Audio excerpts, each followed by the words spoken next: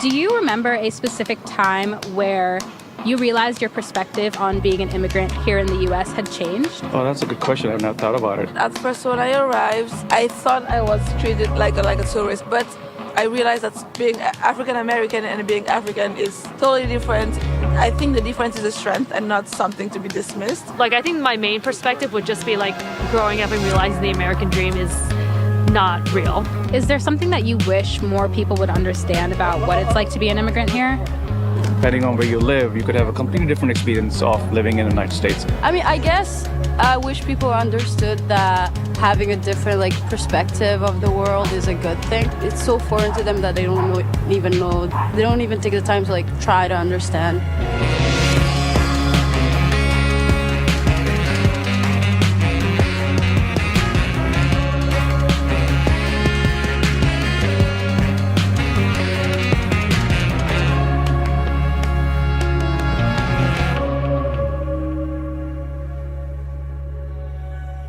Welcome to Notes from America. I'm Kousha Navidar, filling in for Kai Wright. More than 40 million people in the United States are immigrants. I'm one of them. Well, barely. I was born in Iran right towards the end of the Iran-Iraq War. This is the late 80s. Now, war is, to put it mildly, disruptive. And to put it bluntly, it completely upends your family's life for generations.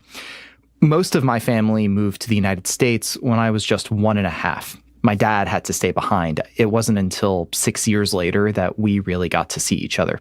So my mom, my sister, and I arrived in New York City, and I grew up in what I sincerely believe to be one of the best cities in the country. It's Albany, New York. Growing up, it's not like I tried to ignore my heritage. It's just that growing up American worked for me. But just by the virtue of my name, I was kind of marked as different. I remember starting back in kindergarten, having to make sure my teachers said Kousha, not Kousha. Now, the irony that Kousha is itself an American way of pronouncing Kousha was lost on me at the time. I guess, in a way, I didn't know how much some aspects of my life were still about auditioning as an American, like dating. When I was 17, I had a pretty bad first date. When it was over, we never talked or saw each other again. I think about it from time to time, but it's never haunted me or anything. I didn't fixate on it until almost 20 years later when she re-entered my life and I realized there was something unresolved. Our pasts are punctuated with critical moments.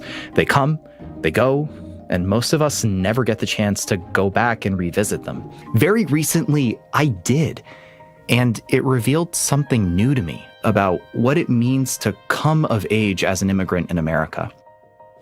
All right, I'm getting ready for Christina to come to my house for the second time in 34 years. Okay, technically this is my mother's house in Albany, but it's where I grew up. I'm pacing in the kitchen. The woman I'm about to see for the first time since 2005 is Christina. She lives in London now. I live in New York City. But a mutual friend put us in touch when my name was mentioned and Christina recognized it. Now she's flying back to the States and we agreed to meet right where the first date started. This house. What's the first thing I'm gonna say? Hey, long time no see. Hey, Christina, how are you? Hey, there's a friendly face. I'm gonna make sure I gave her the right address. This house is creaky. Oh, man, I'm nervous. Oh, there she is. Oh, man. Okay, here we go. Hey. Oh, my God.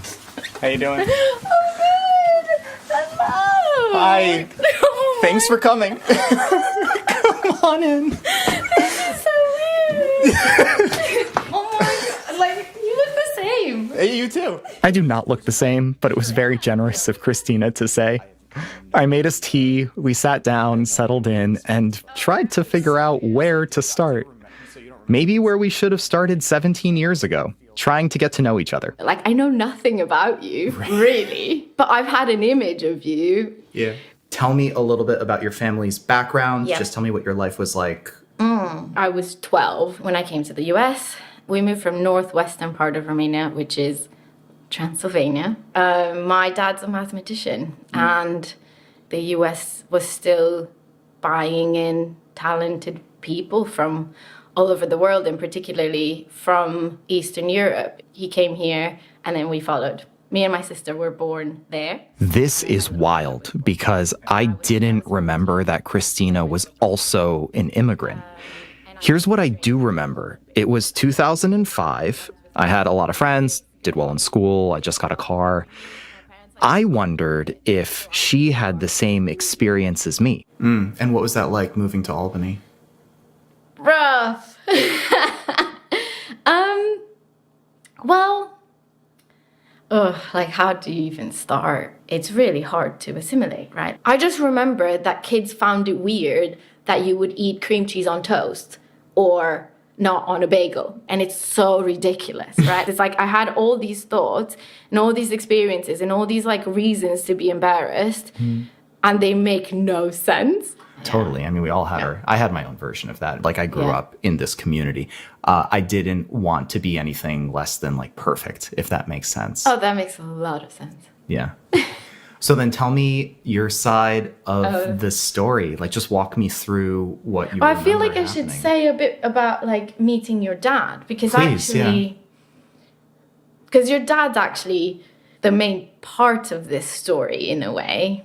So your dad worked with my dad at the university. So actually it would have been like, if not the first year of us immigrating, like probably the second. So your dad was one of the first people that I think started to like be friends with my family. So my mom didn't have a driver's license yet. And your dad offered to like take us shopping. And then he took us to Kmart.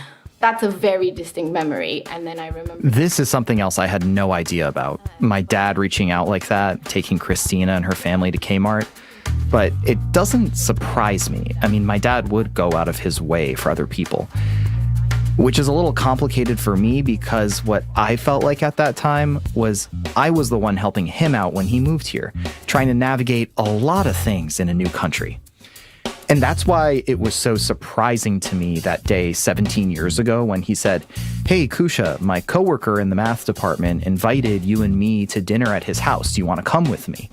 That was a big deal. My dad and I always felt a little distant. So to hear that he had a friend, my dad wanted me to meet this friend and get dinner with him, that was a first. So I said, yeah, okay.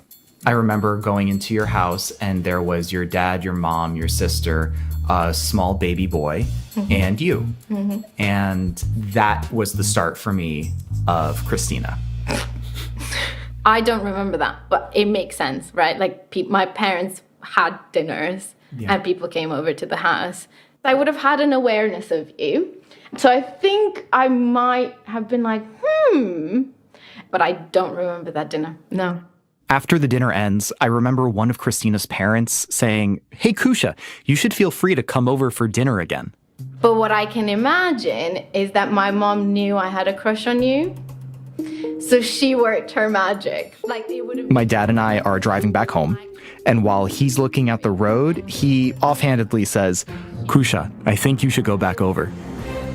Do you remember me coming back for dinner another night? Did you come back for dinner? I did, yeah, a second night. Oh, this is so awkward. No, it's fine. You don't remember? No. Okay. My mother instructed me to bring a box of cookies from Price Chopper. Oh my God.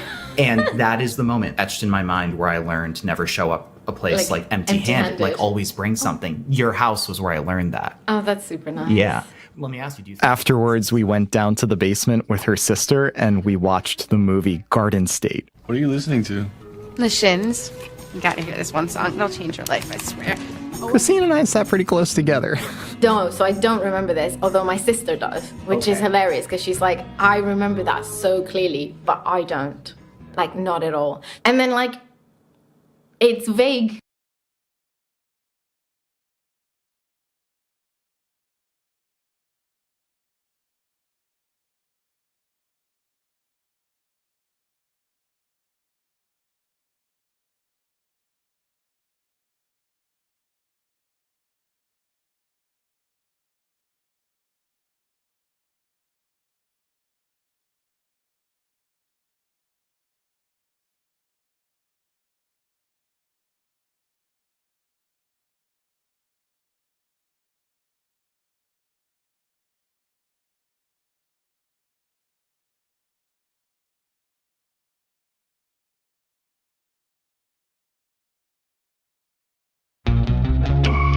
Do you remember a specific time where you realized your perspective on being an immigrant here in the U.S. had changed? Oh, that's a good question. I've not thought about it. At first, when I arrived, I thought Knew I had a crush on you. I swear. I don't remember that, but it makes sense, right? Like my parents had dinners and people came over to the house. I would have had an awareness of you. So I think I might have been like, but I don't remember that dinner. No. After the dinner ends, I remember one of Christina's parents saying, "Hey, Kousha, you should feel free to come over for dinner again." But what I can imagine is that my mom knew I had a crush on you. So she worked her magic. Like it would have. My dad and I are driving back home, and while he's looking at the road, he offhandedly says, "Kousha, I think you should go back over." Do you remember me coming back for dinner another night? Did you come back for dinner? I did, yeah, a second night. Oh, this is so awkward. No, it's fine. You don't remember? No. Okay. My mother instructed me to bring a box of cookies from Price Chopper. Oh my God. And that is the moment etched in my mind where I learned to never show up a place like empty-handed. Like always bring something. Your house was where I learned that. Oh, that's super nice. Yeah. Let me ask you, afterwards, we went down to the basement with her sister and we watched the movie Garden State. What are you listening to? The Shins. You gotta hear this one song. It'll change your life, I swear. Christina and I sat pretty close together. No, so I don't remember this, although my sister does, which is hilarious because she's like, I remember that so clearly, but I don't.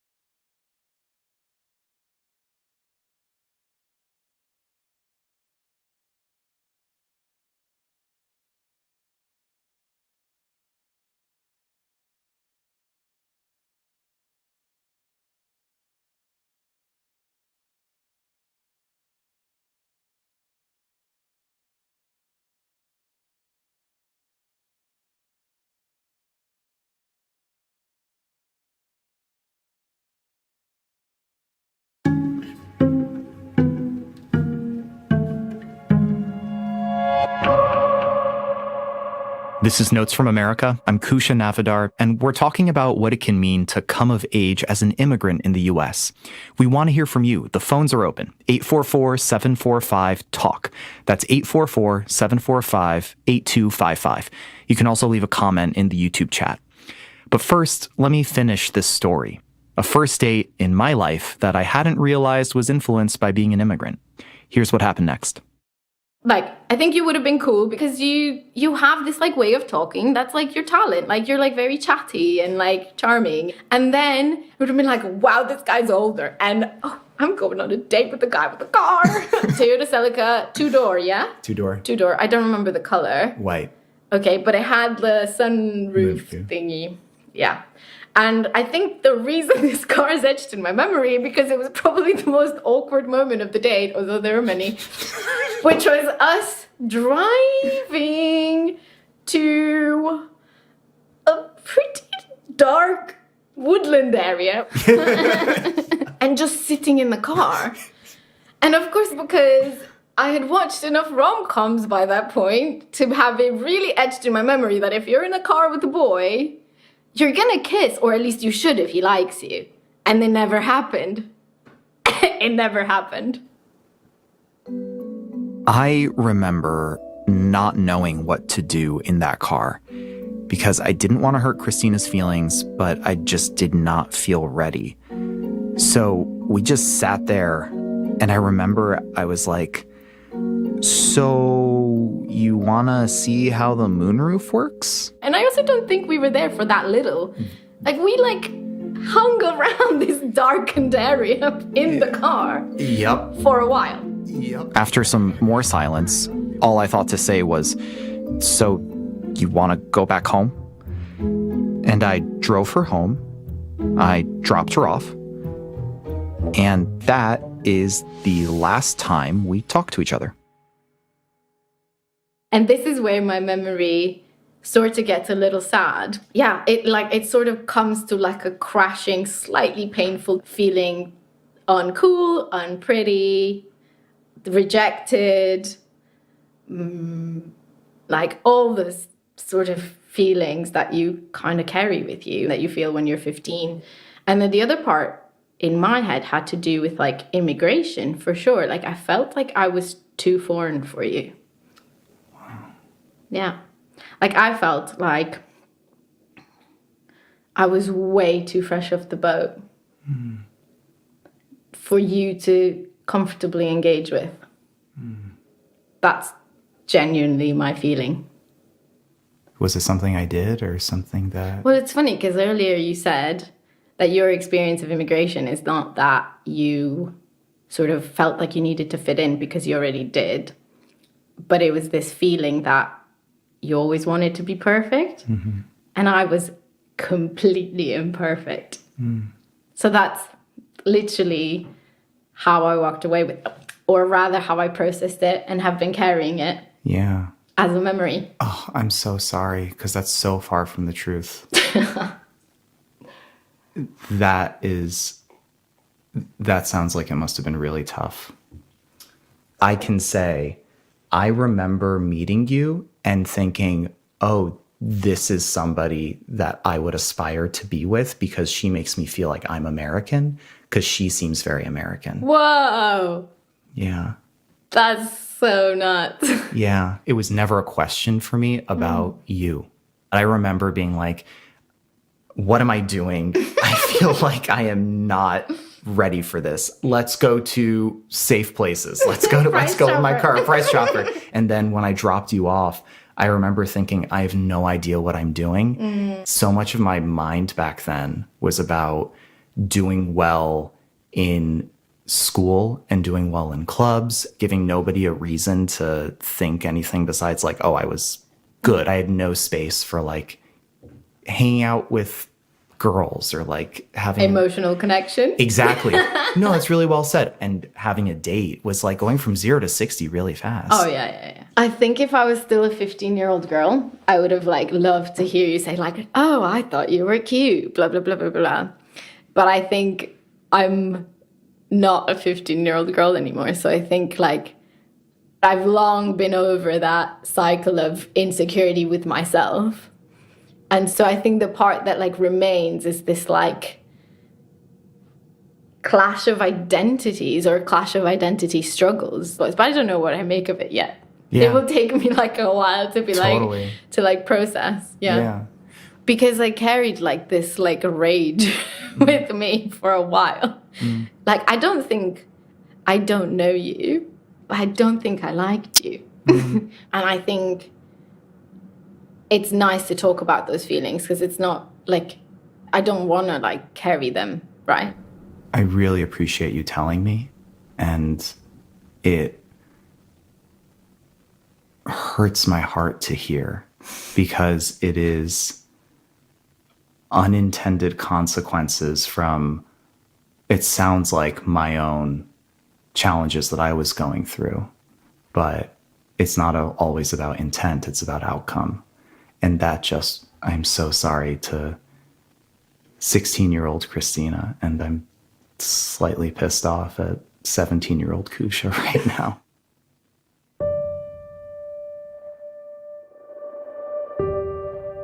"17 years ago, I took a girl to go see Into the Woods. It was a peculiar, painful moment.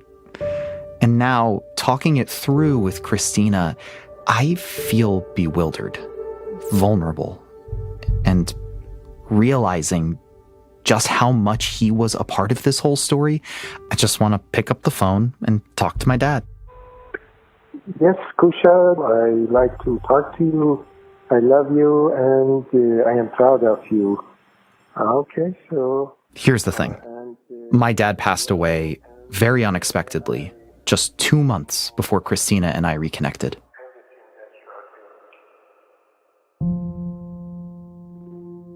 This date was one of the closest moments my dad and I had while I was growing up that I felt like we shared it, just us. I wanted to ask him, what did he remember about the story? How did he see me back then? Now, Christina's the only person I can really hash this out with. But she knew him. And she said something that sounded a lot like my dad. What takeaways are most important to you?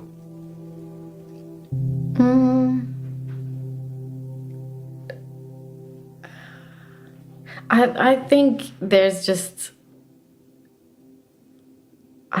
like a kindness that I would apply to myself now, and probably like just like a recognition that like immigration was rough, and like this is one of those moments that was rough, and for some reason I haven't quite worked out the link, but it's linked to being an immigrant for some reason, whether it's because it was so early, or because we both had the background, or because like by default our parents being involved is an immigrant experience. I'm not quite sure, but I think there's just something around like recognizing it's not as negative. It's just so much more universal, or it's just so much more common. It's okay. Like, it's okay, baby Christina. Like, it's okay. Little hug. Yeah. Thank you for being such a fantastic person to go on a first date with. Even if I royally screwed that one up. We botched it. We botched it. Well, I'll take ownership for the part that I can. I remember.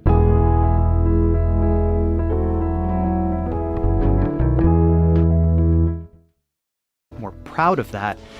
I'm also realizing it's getting more textured, that there's more to unpack about how I move through the world. Does that strike a chord for anyone else listening? If you were born in a different country, how has the meaning behind that evolved for you? Are you more proud of it? Is it more complicated, or has it stayed the same? Call us, 844-745-TALK. That's 844-745-8255. Joining us now is Saba Tahir, a young adult novelist. Her book, All My Rage, touches this topic in a way that I feel is super special. It also draws on her own experience moving to the US and growing up in the Mojave Desert at her family's 18-room motel. Saba, thanks for being here. Thanks for having me. Absolutely. That was so fascinating to listen to. Well, I appreciate you listening to it. We're going to get into it a little bit. From your side, when you were 1, you moved to the US from England, right? And your family has roots in Pakistan. You've called the town you grew up in the US to be pretty isolated. What made you feel that way? And as you listened to that first date story, did any of the themes resonate with your own experience? So the town was isolated because it was actually around 160 miles from any really large city. It was out in the middle of the desert. There wasn't much close by. I'd never been to a real mall until I was 13. And that was a mall in a place called Palmdale, California, which I later learned everyone in Los Angeles thought was kind of a wasteland, but I thought it was the height of sophistication. So that just shows you exactly how remote this town that I grew up in was. When I was listening to you talk, I was actually, you and Christina talking, I was thinking about how, as immigrants, we grow up and we're made so aware of our like wrongness, our inability to fit in, like the otherness of us, that actually when things do go wrong, that's the first thing we go to, right? And when I was listening to you guys talk, to me, I was like, this just sounds like any 17-year-old and 15-year-old going on a date for the first time. It could be anybody. And, their parents could have come over on the Mayflower, or it could be, two kids going on a date in England or in any country in the world. Like that awkwardness, I think that's part of the age. And not so much because we're immigrants, but again, it's like, that's the thing that we turn to, like, oh man, if I just fit in better, this wouldn't have happened. Right. It's that first layer that you always need to pass, I guess is what I hear you say, right? Yeah, that's right. Yeah. It makes me think of your book, actually, because that's one of the things that comes up in it, All My Rage. One of my favorite lines of the book happens about 3/4 of the way through. The main character finds herself in an impossible situation. Everyone is judging her without really seeing her. And she says this line, it's, "In this moment, I wish I were a poet, not to speak beauty, but to speak pain." Where did that line come from for you? I mean, was it something purely from the character, or was it any way related to your own experience? Oh, definitely related to my own experience. Absolutely. I think part of the reason why I began to write was I didn't feel like there was an outlet for the emotions that I was feeling, the most prominent of which was anger and rage and frustration. I'm a Muslim, and for a long time now, Muslims aren't really allowed to get angry because it's considered kind of scary when we do. And I grew up with that in my head, that I'm not supposed to, and I'm also a woman. And I think that, for those who identify as women, being angry, being frustrated, there's so much negativity that comes with that from people's judgment on us. And so, that too was a reason that I kind of felt like I couldn't really explain my anger. And I so often wish I had better words to explain it. And that's what I'm channeling for Noor. That's the character who feels that way in that moment, is that she wishes that she could just explain, how much pain she's in. Do you feel like, sorry, go ahead. No, that's it. Well, do you feel like that's maybe what brought you to writing in the first place? Is that experience of trying to gain the vocabulary? Yes, I think so. Yeah. And also writing was a safe place. Writing was one of the only safe places. I could completely create and control my own world, especially when I was writing fantasy books, which was, the first books that I published. And the first things I started to write were fantasy stories, because it's like, I'm making up a world in which I'm not an immigrant. The brown characters are not the outcasts. They're not the ones who are different. They just are. They just exist the way anyone exists in the world. Yeah. And existing in the world is the core theme of this episode in a way. Tell me, how has the significance of being an immigrant changed for you over the course of your own life? Like when you compare yourself to just moving here to right now, what's that progression been like for you? I think that it's something that I started off not understanding or knowing. Then I became very, very keenly aware of it, to the point where it felt like a millstone. It felt like this weight that I carried, to now really being very proud of it. And there was actually a moment where it was crystallized for me how proud I should be to be an immigrant. And that was when COVID started. And I remember thinking, all these people were talking about how difficult it was to be away from their families, to not see people, to not connect. And I was thinking about my parents, my siblings and I, and how we didn't see our family for years at a time. We didn't talk to them on the phone because, this is back in like the 80s, when if you wanted to talk to someone on an international call, there was no FaceTime, and you had to get a card and you had to scream into the phone for them to hear you 10,000 miles away. And so, I realized like there's so much strength in our people, because I remember when this happened, my parents were like, oh, well, at least we'll get to see you on FaceTime. At least we'll get to talk to you on the phone. I mean, that's not something they ever had. So that's when I kind of started realizing that being an immigrant has made me very strong and has made my people, my family, my friends, people from Pakistan specifically, has made us very strong. And do you feel like that strength was wrought through the challenges, or do you think it was a better understanding of all that it entailed? Or tell me more about the strength. I think that in part, it's because every time you survive something, I shouldn't apply this to everyone, but every time I survived something, I gained a little bit of knowledge, and I was like, okay, now I know how to go through that.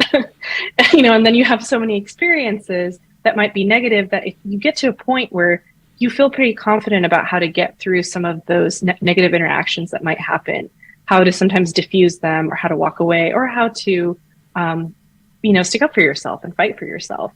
And every experience makes you a little wiser. And so that is, I think, why I have felt stronger, and why I have sort of been keenly aware of that strength. And maybe in just 30 seconds that we've got here, tell me more about how it's helped you interact with the world a little bit. I hear that. Like now, how do you feel that it's done that compared to before? I think I'm a much more empathetic person. I think I have much greater empathy for people, whether they're immigrants or not, whether they're struggling through the things I've struggled through or not. I think it's taught me a lot of kindness. Oh. Let's pause there. I'm talking to Saba Tahir, author of All My Rage, about the significance of coming from a different country and growing up in the U.S.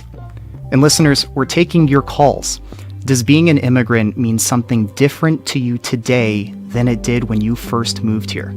And we want to hear from listeners from all stages of life. So if you have advice for someone younger or questions for someone older, hit us up. 844-745-TALK. That's 844-745-8255. Again, I'm with Saba Tahir. We're talking about what it means to come of age and just operate in the U.S. as an immigrant. More to come. Stay with us.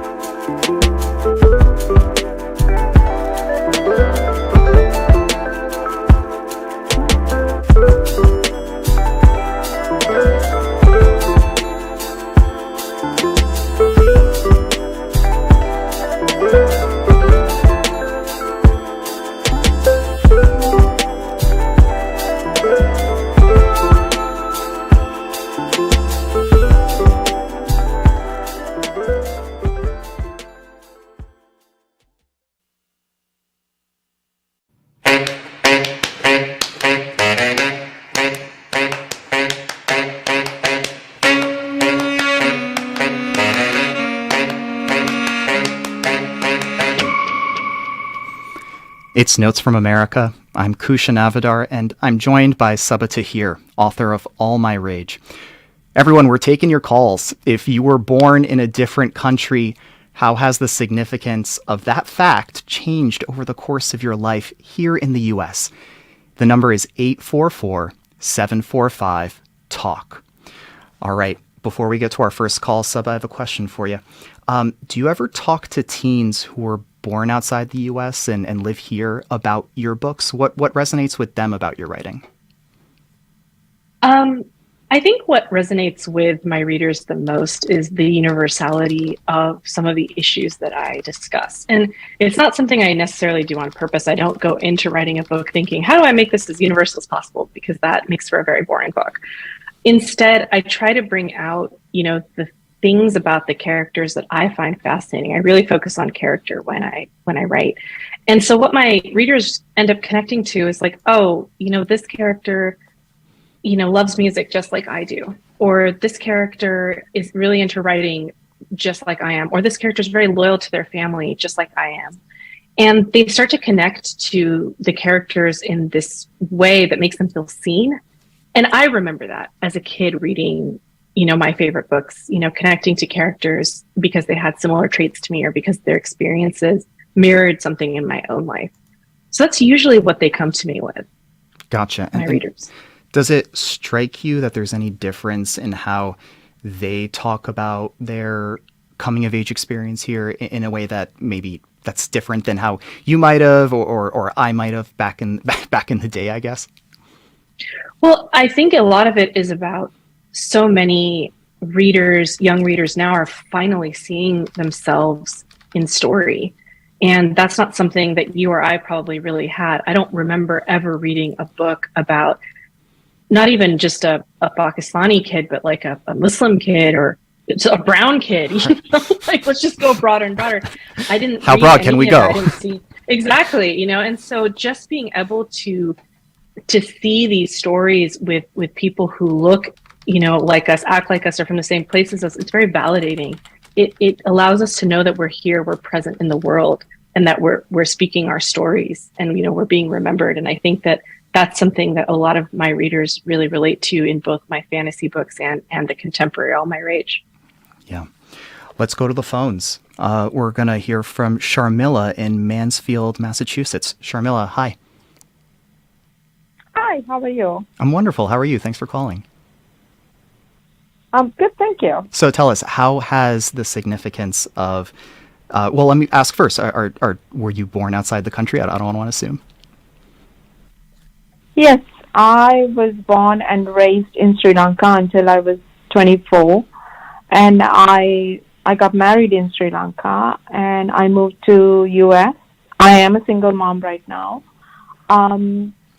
So, the part that's really sad is, you come to US thinking that, it's going to change, you have this dream, but, I felt like, no matter how much the education that you get and how much you try to assimilate, it's just, I feel like deep inside me, I'm a lost citizen because I'm not either. I can't go back to Sri Lanka. I feel like, it's a very big cultural shock. Even in States, I feel like, I'm not there, yeah, it's tough. Yeah, I hear that. That idea of a lost citizen, I think, is something that is hard to understand unless you've experienced it. And lost citizen is such a wonderful, such an accurate and tragic way of describing it. Thank you. Can I ask you, how has that evolved for you? Has it changed? Were you expecting something different when you got here versus when we are here today? Tell me more about that. Yeah. Of course, when I got here, I was 24 and, you think at that 24, you can do anything. You're young and you're naive and you jump into all those things.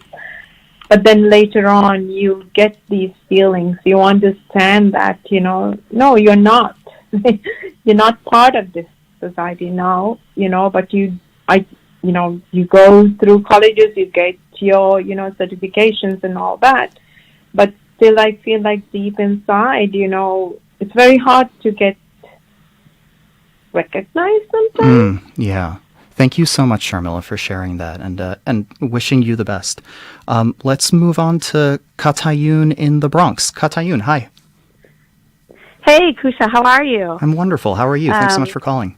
Thank you for taking the call. Absolutely. I was just wanting to respond to your idea of the transitions that one goes through as an immigrant. And as a young kid, I grew up during the hostage crisis, so I definitely tried to hide my immigrant status.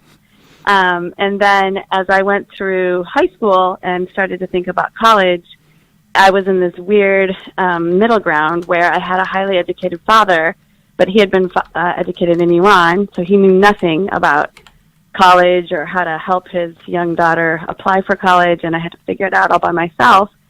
And now as a professor myself, I see like how difficult it is for so many of the immigrant students, in the New York City area to navigate higher education. And so I think like the last caller said, I feel like not only do I sometimes have to wear the first-gen hat as someone who comes from a family with education, but I'm also a first-gen professional. Like I didn't really have anybody to learn from. And so my immigrant status is something I actually carry as a badge, and I really try to connect to the immigrant students and the students who are first-gen from that angle. So it's been a real shift for me as someone who hit it as a young person and now sort of is ablaze with it, I guess. Katayun, thank you so much. That is such a fascinating idea that you have these geopolitical influences, but also that you're first gen in so many ways, not just like, hey, I'm trying to figure out how to date, but no, I'm sorry, I'm trying to figure out how to be a professor here. Saba, could you respond to that a little bit? Could you say, how is that for you? And Katayun, thank you again so much. Go ahead. Well, it puts a responsibility on your shoulders a bit, right, for the next generation, because you want it to be easier for them. You don't want them to go through that. And you want to be able to guide them. And there's this sense of like, especially for, people within your field, even who are immigrants, who are trying to make it. I mean, that's who I'm drawn to when it comes to mentoring, when it comes to helping, when it comes to boosting. It's like, I want to help the people who I understand that plight because I went through it. Absolutely. Katayun, thank you again. Didn't mean to cut you off there, but really appreciate you calling. Let's move on to caller number... Oh, okay. We've got caller 1 here. Yesha from Brooklyn. Yesha, hi. Am I pronouncing that correctly? Yes, close enough. How do you pronounce it? It's Yesha, but it's like Yesha. Thank you so much. Some people, thank you. Absolutely.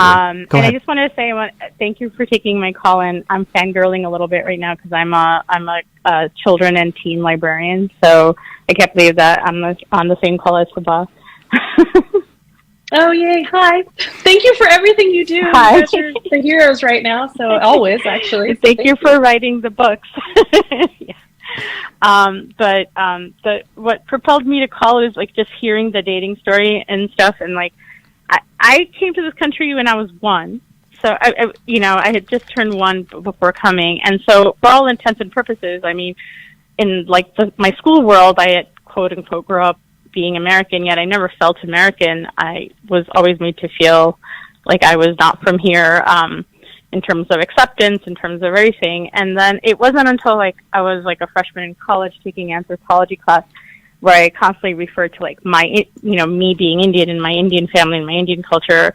And my anthro professor was like, "What are you talking about? You're American." And I'm like, "No, I'm not. I didn't become an American citizen until I was 17. And he was like, "How old were you when you got here?" And I'm like, 1. And he's like, "You've lived for 17 years in this country. You're American." And that it took that kind of argument for me to be like, oh, maybe I'm allowed to claim being American too, and then I felt like I couldn't win either way because until then, or even through then in American society, I always was like kind of seen as being Indian, whereas at home, family members would be like, "Oh, don't get too American. Like you're getting too American. Right. Don't do that." Right.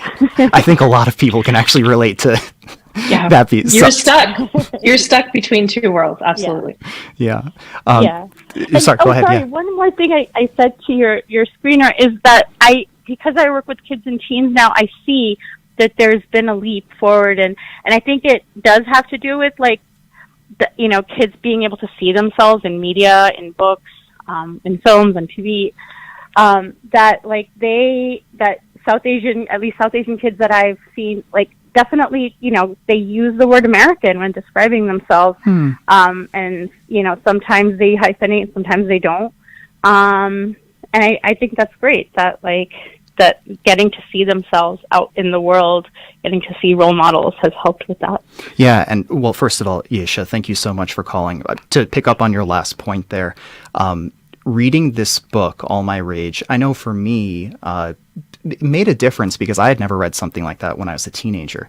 Now, there are themes in there that go far beyond just what we're talking about tonight, but just to see that these things we're talking about tonight are a part of it was very special. So I can imagine how that must feel for, 16, 17 years old. Let's go to Lewis in Bridgewater, New Jersey. Lewis, hi. Hello, how are you doing? Thank you for taking my call. Absolutely. Go ahead. Yes. Well, I came here when I was a teenager. I was 13, 14 years old, and I came here from Guatemala, so not as far away from a few of your callers. Mm-hmm. But I was just discussing with your screener that it actually feels kind of weird because I don't feel myself as an American. At the same time, I don't feel like I'm still Guatemalan. And I've been here for about 20 years of my life as it is. So it's kind of a bit of a crisis of identity about nationality, if we can call it that. Mm. Absolutely. I think our first caller actually was talking about that idea of being a lost citizen. How does that resonate for you? I think I was thinking something more along the lines of maybe this is what feels like being stateless, but I didn't want to call it that just because that's even more how can I put it, a more extreme way of saying it, so to speak. Absolutely. But yeah, that would actually resonate a little bit. It does resonate a little bit. And tell me, what do you think would be able to improve that feeling of place, of belonging for you? Well, part of it, I think it's that I need to work on myself because just that uprooting on that critical period of my life, I think did change me or warm me in a way that I might need a couple sessions with a therapist, just because I lost all my friends, I was falling in love for the very first time in my life, and then I was yanked out of my environment and put into this random other place where I didn't speak the language. So I think a little bit of that on my end, but also it's kind of difficult to integrate yourself over here when you also see that there's people that don't accept you for being an immigrant as well. Every now and then you think you're integrating yourself, and then you see oh, yes. You see it on the news, something happens, someone gets, there's some sort of racism or something on the news, and then you realize that, oh yes, that's right, this could happen to me. Gotcha. I'm not. Lewis, thank you so much. I really appreciate it. Mucho gusto. Thank you so much for calling in and sharing that with us. Two more callers. Going to get to them quickly. First one, Kareem in Chicago. Hi, Kareem. Hello, hi. How are you? Thank you for your show. I'm listening to you. I'm really enjoying it. Wonderful. Yeah. So I moved from Algeria, which is in North Africa, to Chicago 18 years ago. And first it was difficult because of the language, because of the immigration status. But after a while, when you learn the language, you adapt, you work, you study, you integrate very easily. I mean, even if I'm Arabic, I'm Muslim, it was very easily integrated. It's a matter of doing an effort. And what really amazes me that people here have rights. I mean, I come from a country where we had barely any rights. And I have kids here, they're US born, and I tell them every day, you're lucky you were born here. Like me, when I was a kid and I was in Algeria, I was abused, they hit us, they forced us to speak Arabic by force, they forced us to be Muslims by force. Here you come here, you're free.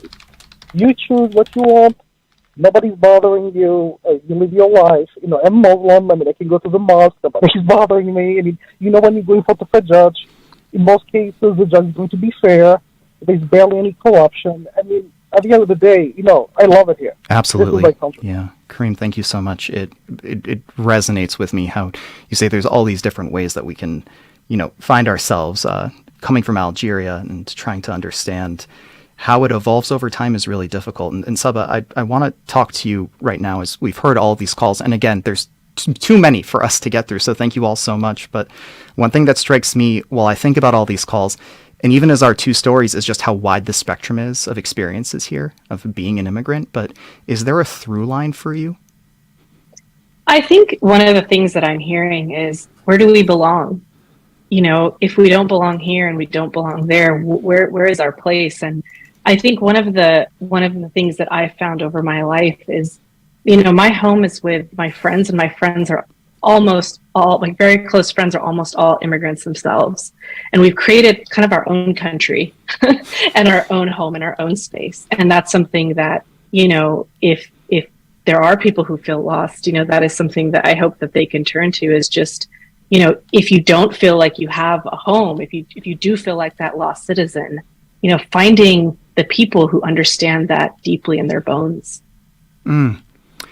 I appreciate how you can feel it deeply in your bones. It's a part of your DNA. Yeah. As you think about the next chapter of your life, how do you hope your place as an immigrant evolves? I hope that I'm always grateful for the opportunities that I've gotten here in America that I might not have gotten if I lived elsewhere. And I hope that I'll always keep that empathy for anyone who's new and finding their place and finding their footing and struggling, and that I will always be willing to reach out a hand. I think that's something that has actually, it is one of the things that has really made America special, is the fact that immigrants do that for each other, that they reach out a hand, they help the people who need it. Just like, you know, your father helped Christina's family. Yeah, that was wonderful, wasn't it? And Yeah. Even though it was news, it's such a nice gift to get even after the fact, right? Yeah. Saba, let's leave it there. Saba Tahir is the author of All My Rage, winner of the National Book Award. The trade paperback releases March 7th. Thanks so much, Saba. Thank you. Now, if you have something to say about tonight's episode, and it looks like a lot of you do, send us a message. Thank you all so much for your calls. Our email is notes@wnyc.org. You can also record a message on our website. Go to notesfromamerica.org and click on the green button that says Start Recording. Hopefully we can do a follow-up segment to this one. Notes from America is a production of WNYC Studios. Our theme music and sound design is by Jared Paul. Milton Ruiz was back at the boards for the live show. Our team includes Regina DeHeer, Karen Frillman, Vanessa Handy, Rahima Nassa, Kai Wright, and Lindsay Foster Thomas. Our executive producer is Andre Robert Lee, and I'm Kousha Navidar. As always, I hope you'll join us for the live version of the show next Sunday 6 p.m. Take care of yourselves and each other.